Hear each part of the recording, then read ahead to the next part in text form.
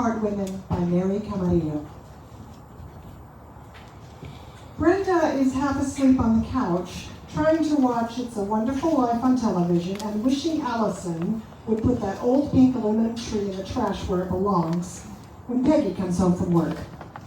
"Oh, good," Peggy says. "You changed your mind about putting up a tree." "This is your sister's idea. I should have thrown that ugly thing away a long time ago."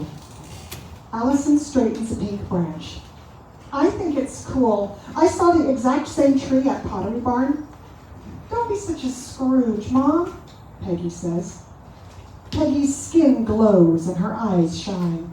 She looks happy, healthy, and full of life, remarkable considering she's worked 10 hours today and will probably study for a few hours tonight and then work 10 hours again tomorrow. Oh, to be young. You're in a good mood. I feel good. There were a ton of Christmas cards when I started my shift, but we got every piece of mail out. It felt great to get it all sorted and ready for delivery tomorrow. Allison laughs. "That's so lame." Peggy smiles. "I know. I sound ridiculous. I never thought I'd like working there. I even crawled underneath the canceling machine tonight and retrieved a handful of Christmas cards." "Oh, honey, they shouldn't make you do that. It was my idea." Peggy laughs. "When my supervisor heard about it, he said I was a handy girl to have around, and then everyone started teasing me and calling me handy." "That's terrible," Brenda says. "What a low-class thing to say." "It was funny at the time." Peggy glances over at the pink tree. "So, are we going to decorate this thing or what?" Allison gives her sister a grateful smile. "I'll be right back. I hope you're not going to get sucked into that job like your father did. Frank always claimed he didn't want the girls to work at the post office.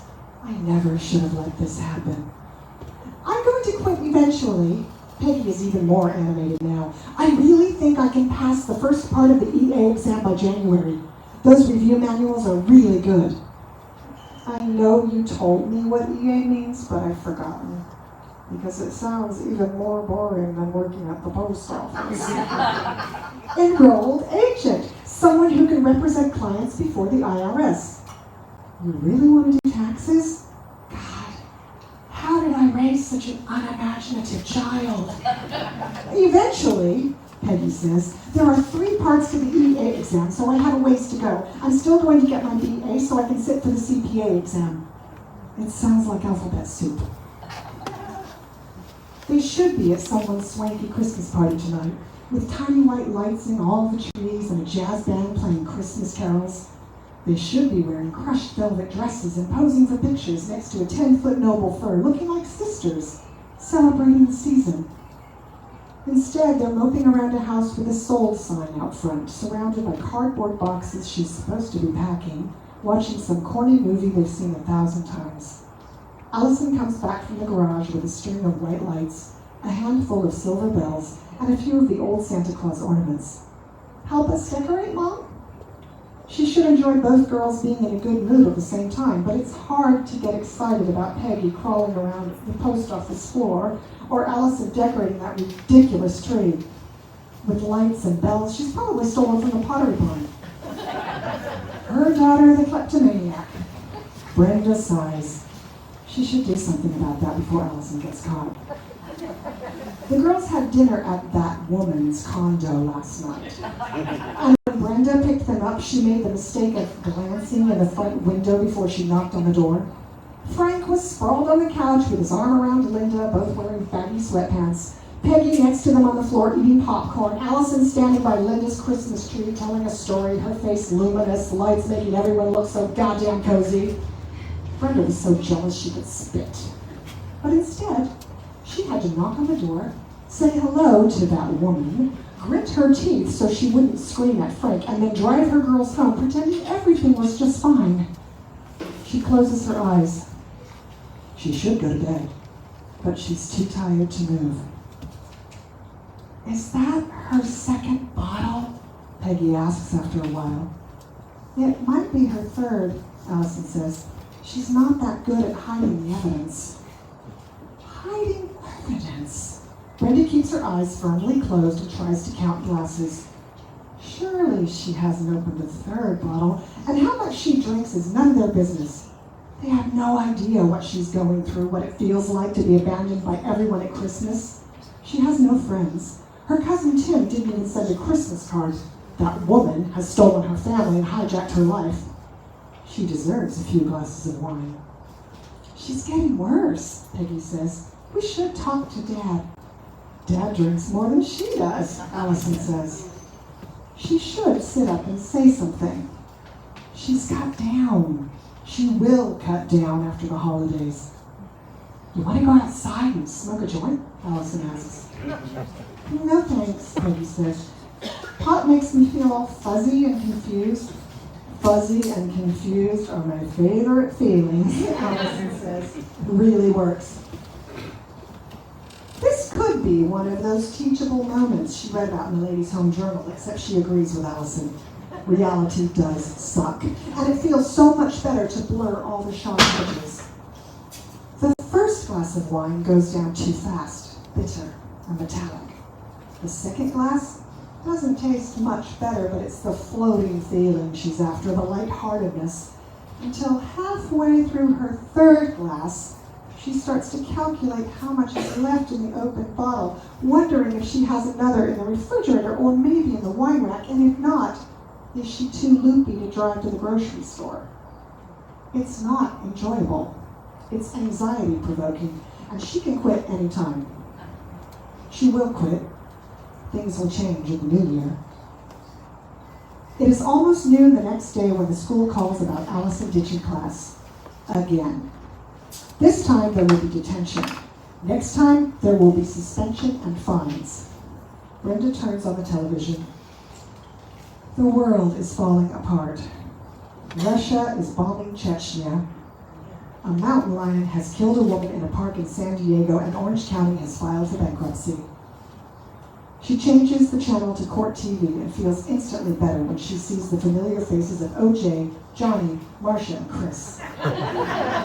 One of the Vanity Fair reporters is explaining that lead defense counsel Robert Shapiro gave him an odd Christmas present, a large bottle of men's cologne, the brand DNA. That's not odd, Brenda tells the story. That's hilarious. Next up on Geraldo Rivera's show is a replay of an interview with Nicole's older sister. Denise Brown is everywhere lately, in the tabloids, in the Register, with Geraldo now, and on Diane Sawyer's Sunday Night, insisting OJ murdered her sister. Denise has an even sturdier jaw and a much harder edge than Nicole. She claims she's a reformed alcoholic. Brenda doubts the jury believes her as she takes another sip of an overly sweet Chardonnay from the Tiffany glass and grimaces. She doesn't like wine.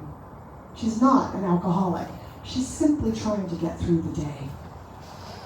She hears a lawnmower start around 4 o'clock and looks out the front window. Surfer Boy has his shirt off, pushing the mower around the sold sign in the middle of her dead lawn. There are more weeds than grass to cut. December has turned warm and dry, and the mower kicks up patches of dirt. Good, she thinks. I need to talk to him about Allison ditching school. His idea, she's sure. When he shuts off the mower, she taps on the window and motions for him to come inside, and then realizes too late she's still wearing her nightgown. She meant to take a shower and get dressed, but the day got away from her. There's an empty bottle of Chardonnay on the counter, and her breath probably smells like wine. She wishes she had some gum. She pulls Peggy's flannel shirt over her bare arms and opens the back door. Hey, Mrs. L, he says, raking his hair off his face with his fingers. Allison said to tell you they went Christmas shopping with Katie and Danielle. He smells like cut grass and musk. His arms are muscular, his stomach flat, and she can't help imagining what he's like in bed. He can probably go more than twice. You're looking good, Mrs. L. Did you need something? There's something knowing in his pale blue eyes, as if he's reading her mind. Dear God, what is wrong with me? You're lying. Allison's not shopping. She got detention because you talked her into ditching school again. Her tongue feels thick and her words sound slurred. She takes a deep breath and forces herself to talk more slowly. Stay away from her. She won't like that. Kevin glances around the kitchen, takes in the dishes in the sink, the bottle on the counter, the empty crystal glass next to it. His eyes come back to her chest, and when he smirks, she looks down. Her nipples are visible through the thin fabric. She clutches Peggy's shirt around her. He gives her a lazy grin. "You all right, Mrs. L? You look a little chilly." She'd love to slap him, but then that would mean releasing Peggy's shirt. "I'm fine. You need to leave." "You're fine, all right." He opens the slider, gives her another knowing glance, and goes outside. She locks the door and paces from the dining room to the kitchen until he packs up the lawnmower and puts it back in the garage. He whistles as he walks back to his truck and drives away. She takes a shower, puts on a turtleneck sweater and a pair of jeans, then washes the dishes. In her haste, the Tiffany glass slips straight through her fingers after she rinses it and shatters on the floor. She sinks down to her knees and picks up the glass shards, trying not to cry, replaying the conversation with Kevin over and over again until she's convinced herself there's nothing to worry about. He was the one who'd been rude. When she hears Allison stroll up the walkway an hour later, long legs and short shorts, hair flying loose, young and beautiful and recklessly bent on ruining her life, she quickly hides the broken glass in an empty envelope behind the toaster. "I know about your detention," she says as soon as Allison comes inside. "They're going to suspend you if it happens again." "I don't care." Allison opens the refrigerator. "I hate school." "You're not allowed to see Kevin anymore." Allison turns and glares at her, and then her eyes widen. "You're bleeding." Brenda glances down at the blood dripping from her index finger to the floor. "It's nothing. I broke a glass." "A wedding gift," she wants to add. "A set of 4, but Allison won't care.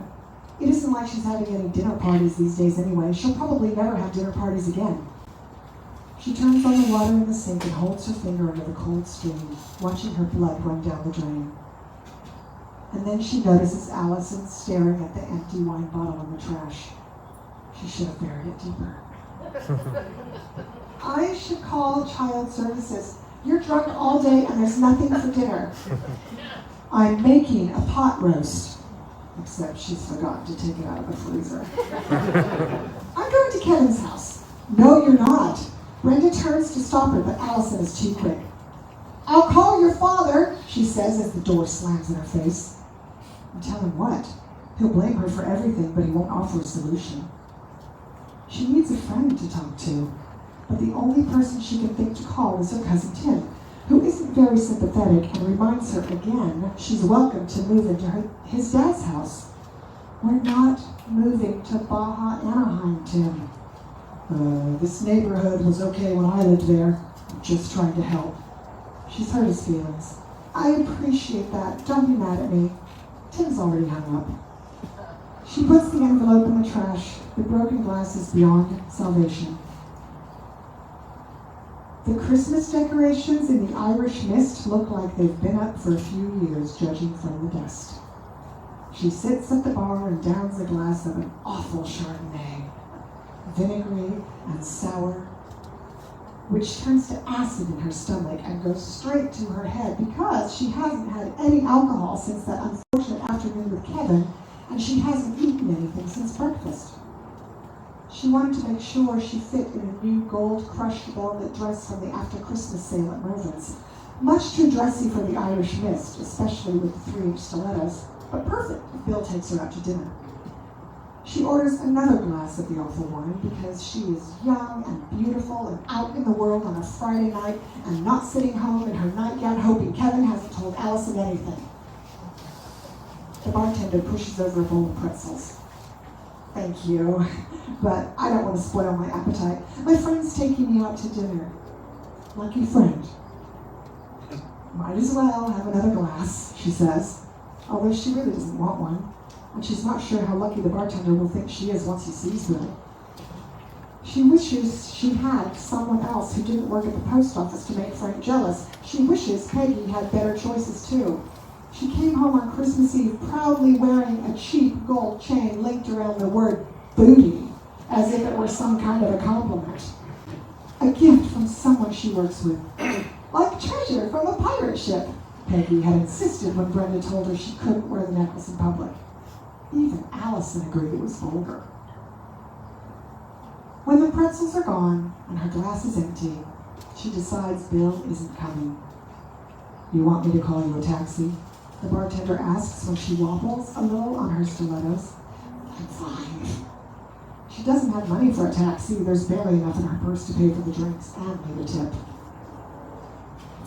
She assumes a left-hand turn out of the parking lot onto Pacific Coast Highway is legal, and she's shocked when she realizes there's a center divider. She scrapes the bottom of her beautiful car, going up and over 2 concrete curves, and swears when she sees the blue lights flash on top of a patrol car. The cop has no sense of humor. "How much have you had to drink?" She holds her index finger above her thumb, just a teensy glass. She feels her tongue catch on her teeth and hands him her license and registration. She can't flirt her way out of the breathalyzer test, or touch her finger to her nose, or say the alphabet backward. She sits in the back of the patrol car and watches a tow truck hitch up her beautiful and now slightly dented car and haul it away. At the Seal Beach police station, she tries calling her cousin Tim, who doesn't answer, so she's stuck calling Frank. It's 2 o'clock in the morning by the time she gets in his truck. She's grateful he didn't bring Linda. She wonders what he told her. Frank is furious. "You could have killed someone." "The windows on the BMW are tinted too dark, which is the only reason that officer pulled me over. I don't understand why public employees can't be more understanding." "You could have killed yourself." "You'd prefer that, wouldn't you? Me lying in the morgue? Except then you'd be responsible for your daughters." He exhales. He looks exhausted. "What responsibility are you taking? Allison says you drink all day and there's nothing in the house to eat." She feels like she's been hit in the face with a glass of cold water. "She told you that?" "I called Kevin's parents. They'd agreed to let her live with them and finish high school."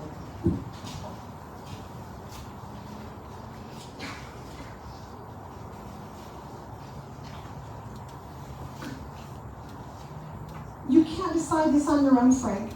Someone needs to make a decision. Peggy told me your uncle's house is available. Why don't you move there?" "That house is a dump. I don't appreciate you and Peggy plotting against me." "Find somewhere else then. Escrow closes in 30 days. "When can I pick up my car?" "They won't release it from impound until morning, and they're not going to release it to you. You don't have a driver's license anymore." "I'm aware, Frank. I said I was sorry." She waits for him to say he's sorry too. When he doesn't, she asks how much she thinks this will cost. "My secretary's husband got a DUI last month, and they're looking at more than 10 grand. "Oh, Jesus Christ, Jesus fucking Christ, I have no idea. I'm not even going to ask what you were doing in Seal Beach.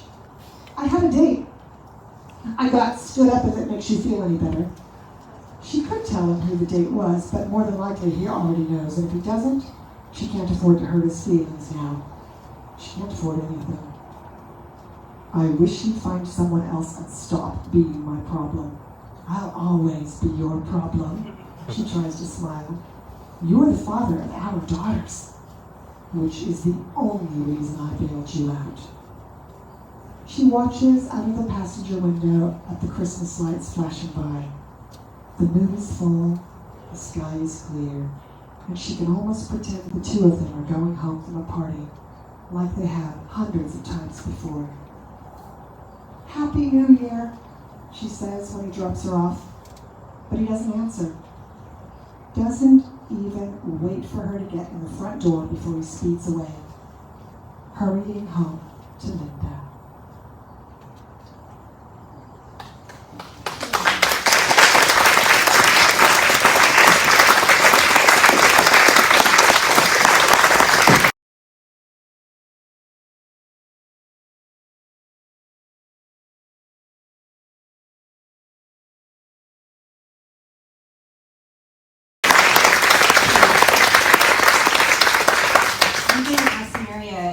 maybe 3 questions, and there will be an opportunity for you to ask a question from the audience if you'd like. So be thinking of what that question might be. So question number 1. Well, I'll start with a comment, like everybody at every literary reading ever, start with a comment. Brenda's awful. Why do I like her so much? I mean, I'm not like Brenda, am I? But what is it about Brenda in this? Do you see the world through one of these characters' eyes more than the others? I hope it's kind of a little bit. I call this Brenda's very terrible Christmas story. And unfortunately, she has a few more terrible nights coming up ahead of her. Just to give you some hope, though, she does start making better choices. Yeah, I relate to all 3 of these characters. I can be very judgmental like Brenda. I never liked Chardonnay. Peggy, I guess, is really most like me because I also need a CPA, worked at the post office, and crawl around the floor. Allison was the most fun for me to write because she's the hedonistic one. She's always ready to have a good time. I guess all 3 of them are all pieces. I was also wondering, using the O.J. Simpson trial as scaffolding for the beginning and end of this novel, do you think that we can learn anything about the world we're living in right now by returning to that period of time when Brenda is glued to the television? I think that period of time is kind of the beginning of our own social media addiction these days. Back in the 90s, I'm kissing it. Back in the 90s, we didn't have Google, we didn't have Facebook, we had TV. And TV was pretty compelling. Maybe not compelling enough for someone like Brenda to, abandon her daughters and her responsibilities. But she was abandoned and she got addicted to the trial, and it was a compelling period of time for us. And we had helicopters chasing cars for the first time. We had something called must-see TV, where you're supposed to stand around the water cooler at the office the next day and talk about what you saw on Thursday night. There was breaking news, and the O.J. trial was kind of a perfect trifecta of all of this. Reality television, that was in its inception. And of course, it's our introduction to the Kardashians, which 20 years later still has a television show, and people still know all about them, even if you don't want to know it. So I think it's kind of the inception of our social media addiction.